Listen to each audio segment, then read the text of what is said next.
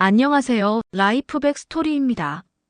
오늘은 정순 어르신이 두 번째 이야기, 여자에 미쳐 살던 남편, 마지막은 더 끔찍했다를 전해드립니다.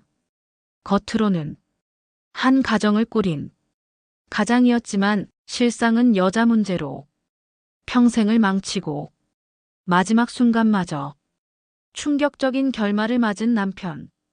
여러분은 과연 이 이야기를 어떻게 받아들이실지 지금부터 정순 어르신의 목소리로 직접 들어보시겠습니다.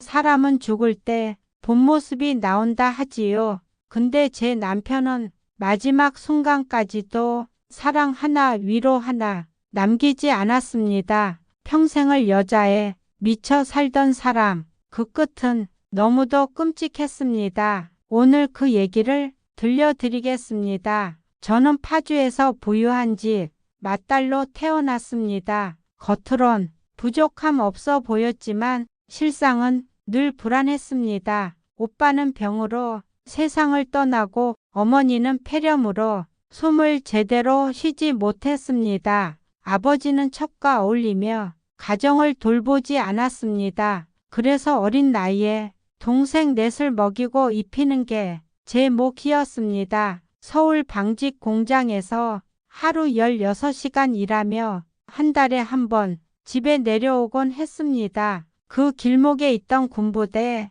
거기서 지금의 남편을 처음 만났습니다. 큰 키, 말끔한 외모, 다정한 말투, 군복이 주는 당당한 기운에 저는 그만 마음을 빼앗겼습니다. 여러분, 20살 갓 넘은 여자가 달콤한 말 한마디에 마음 흔들리는 건 당연한 일 아니겠습니까? 저는 그렇게 사랑인 줄 알고 결혼을 했습니다. 하지만 그것이 제 인생의 가장 큰 불행이 될 줄은 몰랐습니다. 결혼하자마자 남편의 본 모습은 드러났습니다. 처음엔 술집 여자를 데려다 술을 마시고 나중엔 동네 여자들과 수군대며 어울렸습니다. 결국 직장에서 만난 여자와 불륜이 드러났습니다. 밤마다 강요되는 잠자리, 제가 임신 중일 때도 멈추지 않았습니다. 제가 거부하면 그는 다음날 바로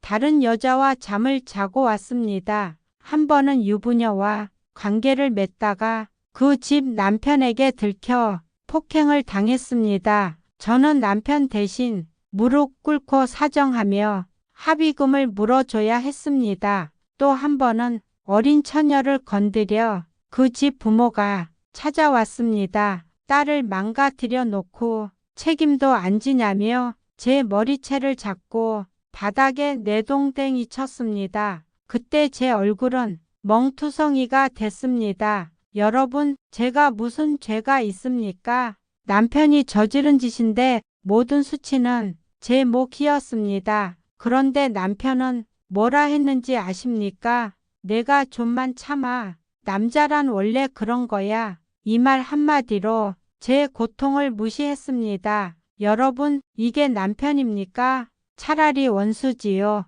친정 아버지 도움으로 저는 서울로 올라왔습니다. 이혼은 감히 꿈꿀 수도 없는 시절. 그래서 남편과 함께 식당을 차렸습니다. 저는 새벽 4시부터 시장에 나가 장을 보고 낮에는 주방에서 땀 흘리며 음식을 만들었습니다. 손맛이 좋다, 인심이 후하다 소문이 나 식당은 늘 손님으로 북적였습니다. 2년 만에 3층 집을 장만하고 공장 납품 계약까지 따냈습니다. 이제야 조금은 살만하구나 싶었습니다. 하지만 남편은 달라지지 않았습니다. 주변 상인 아내들과 춤바람이 나더니 낮에는 집으로 여자를 불러들이고 심지어 식당에서 일하는 어린 아이까지 건드렸습니다. 저는 그날 주방에서 김치찌개를 끓이다 소리를 듣고 문을 열었습니다. 거기엔 남편과 어린 아이가 있었습니다. 제 눈앞이 캄캄해지고 손에 들고 있던 국자가 바닥에 떨어졌습니다. 여러분, 그 장면을 본 제 심정이 어떻겠습니까? 몸이 떨리고 눈물이 나는데 울기도 전에 분노가 치밀어 숨조차 막혔습니다. 저는 그날 죽여버리고 싶다는 생각까지 했습니다. 하지만 세 딸을 생각하며 이를 악물고 버텼습니다. 참고 또 참았습니다. 세 딸이 성인이 되자 저는 결심했습니다. 이제는 헤어지자. 짐을 싸서 둘째 딸 집으로 들어갔습니다. 남편은 술에 취해 찾아왔습니다. 경비에게 막혀 들어오지 못하자 아파트 입구에서 소리를 지르고 술병을 던지고 난동을 부렸습니다.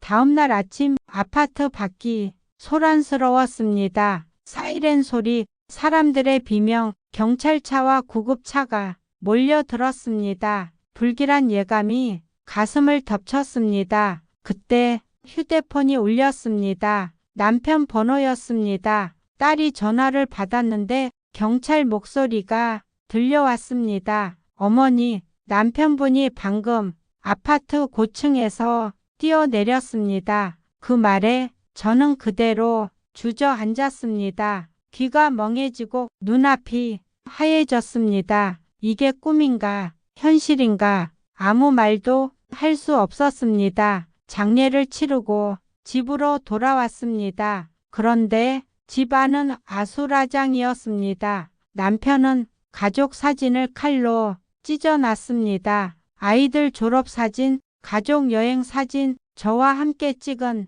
결혼식 사진까지 모조리 찢겨 있었습니다. 거실 장식장은 넘어져 있고 그릇은 산산조각이 나 있었습니다. 옷장은 비워지고 서랍은 뒤집혀 있었습니다. 마지막 순간까지 남편이 남긴 건 사랑이 아니었습니다. 상처였습니다. 여러분, 평생을 함께한 사람이 마지막 순간까지 이렇게 상처만 남기고 떠난다면 그걸 어떻게 받아들이시겠습니까? 저는 아직도 답을 찾지 못했습니다. 가끔은 제 인생이 허무하게 느껴지고 가끔은 내가 뭘 잘못했나 스스로를 탓하기도 합니다. 하지만 분명한 건 남편은 끝까지 제 인생을 짓밟고 갔다는 사실입니다. 여러분, 오늘 정순 어르신이 두 번째 이야기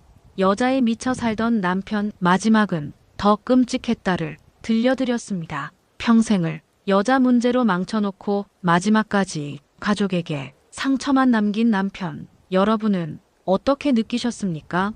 혹시 여러분도 가족이나 배우자로 인해 평생을 참아야 했던 경험이 있으신가요? 댓글로 남겨주시면 서로에게 큰 위로가 될 수 있습니다. 이 이야기가 공감되셨다면 구독과 좋아요, 알림 설정으로 저희 채널과 함께 해주세요. 정순 어르신께 힘이 되는 응원의 메시지도 부탁드립니다. 그럼 저희는 다음 이야기에서 또 찾아뵙겠습니다. 고맙습니다.